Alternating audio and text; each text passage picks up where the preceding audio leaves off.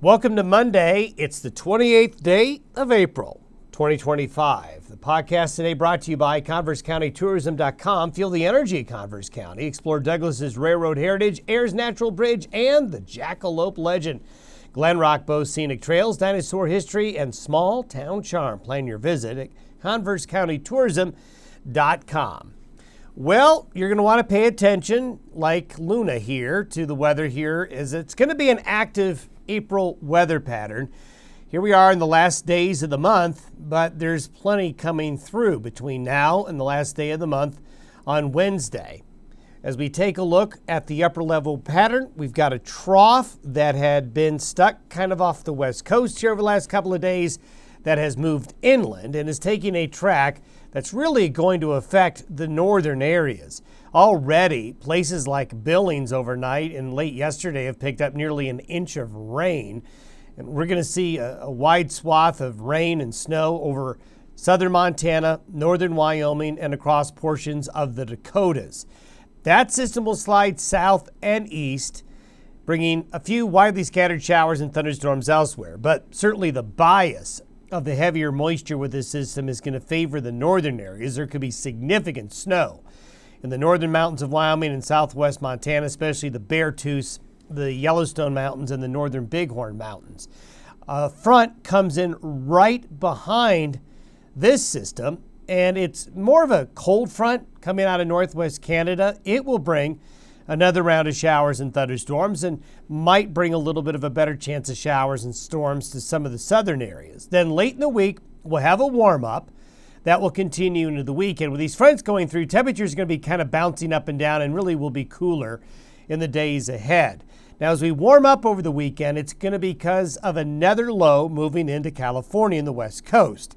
That system will trigger showers and thunderstorms. So while the weekend will be warmer, afternoon and evening thunderstorms will be in the mix.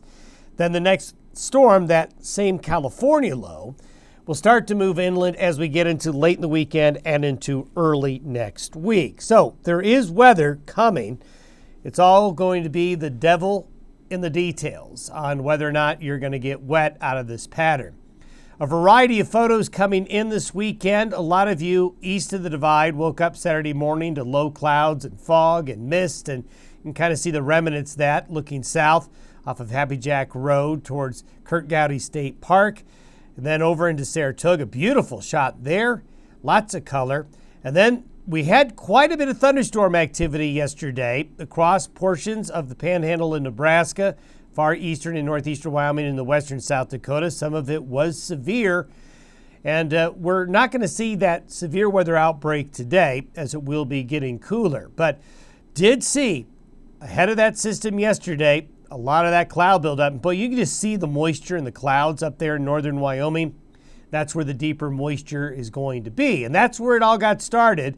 Nice shot there off the eastern Sierra of some good rain-producing clouds from that upper level low. And that's what's coming through now. And did produce some mean-looking clouds yesterday afternoon and evening across southeastern Wyoming and northern Colorado. But these systems were a bit moisture-starved. The ground moisture, when the ground moisture is bad, you're not evaporating moisture back into the ground to help these showers and thunderstorms. So what you end up with is virga, some sprinkles, nice fog bow there between Cheyenne and Burns Saturday morning in that low-level upslope.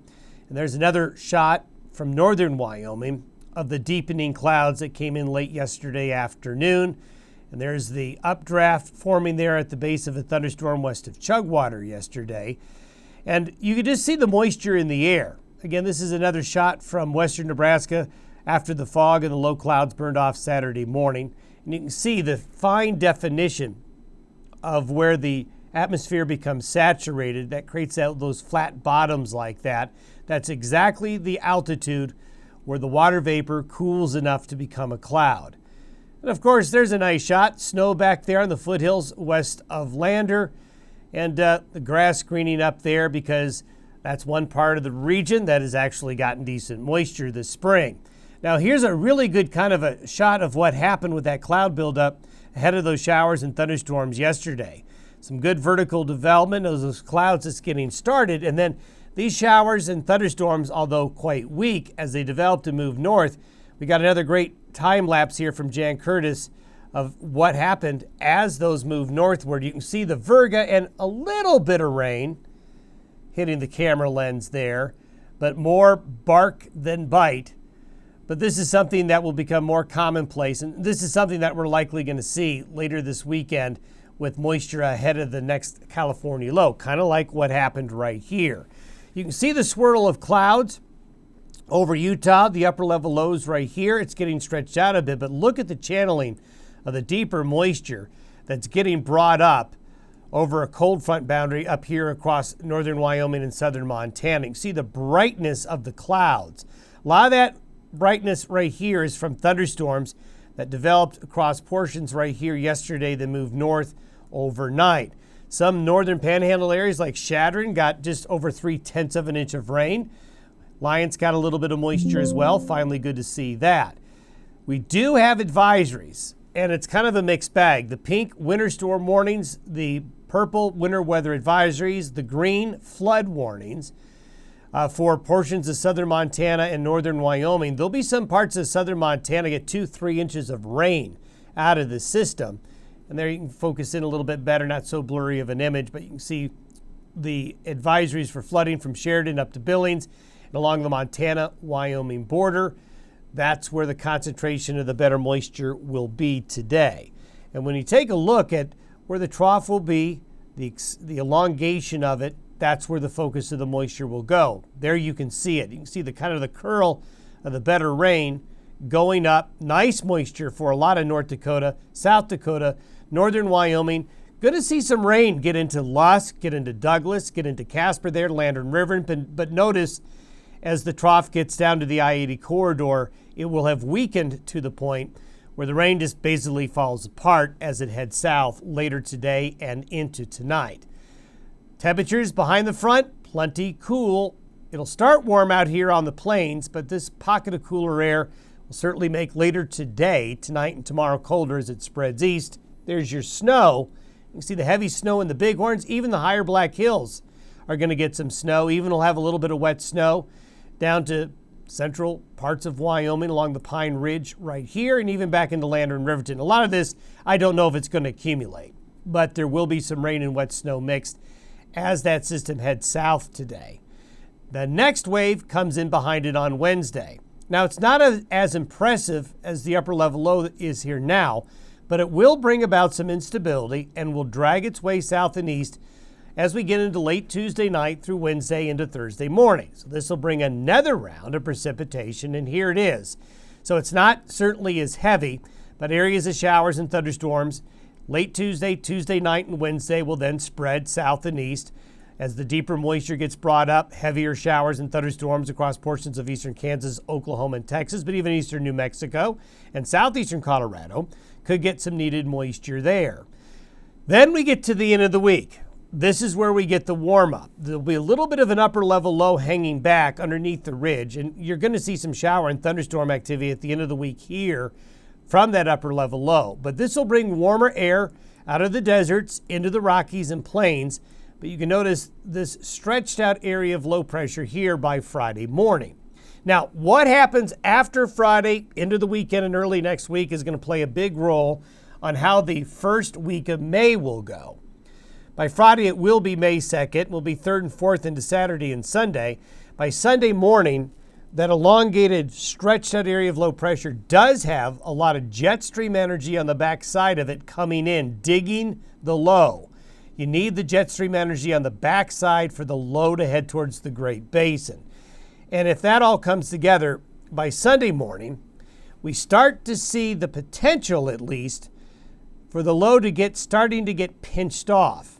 This little low right here, when I talked about thunderstorms this upcoming weekend, that's because of this little wave getting ejected out ahead of it. So kind of like what happened yesterday. Warm air gets pulled out ahead of it, it stabilizes the atmosphere, and you get a little wave coming through. So this upcoming weekend, we're going to be warm, but we're going to have thunderstorms. But all eyes will then be on what happens with this guy. As we've discussed in other podcasts, when you get into this time of year, the cutoff low is what is responsible for some of the wet periods you get in the latter half of spring. If it doesn't get cut off, then you don't get the good rain production. So we just have to wait and see. We just have to wait and see if it can get cut off or not. Certainly the trend lately has for the lows not to cut off. There's good agreement in the modeling. This is for Monday, the 5th of May, that the upper level low is going to be somewhere over Utah by early next week. That's the European. This is the AI European, which does show the low cutting off right here. It's split. Still kind of an elongated trough on the basic European.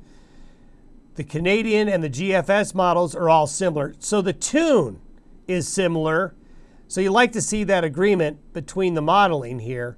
Whether or not it gets cut off, that's the $1 million question, because it's a $1 million rain if it does get cut off for a lot of you. If it doesn't get cut off, well, then it's just kind of more of the same. But it's too early to tell. This is a week away. So we're just going to have to sit back, watch, and take a look. But if it does develop, certainly there will be wetness the first week of May, the first full week of May, just depending on where this trough goes. And there will be plenty of cold air aloft with this system. So that will mean more late spring snow for the higher elevations of the west.